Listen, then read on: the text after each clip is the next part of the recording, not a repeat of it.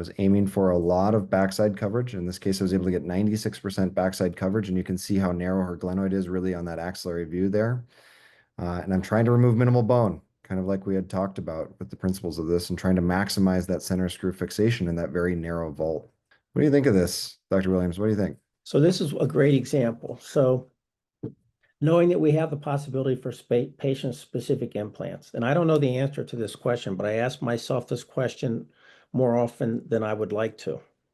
How many threads do you have to have in the vault to be confident that it's going to hold, right? Because if the only way that you're going to get an implant on this glenoid, now that we're seeing this plan, with the central screw going right in the base of the vault, is with a patient-specific implant. It's the only way.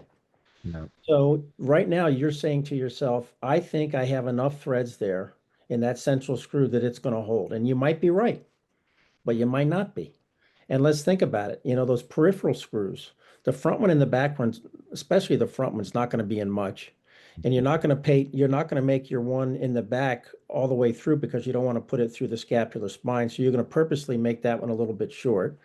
You know, your bottom one, I would argue if you had it a little bit more, that's why there's sometimes a stress between where you want your wedge and where you'd like to have your screw holes. So I know that you chose this because this is where you wanted your wedge.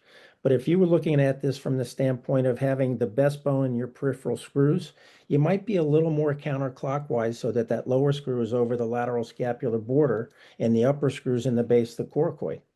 So, you know, you're saying to yourself, you got maybe half the threads of the central screw through the vault, and you got a bunch of screws peripherally that are going to be through bone and not in a lot of them.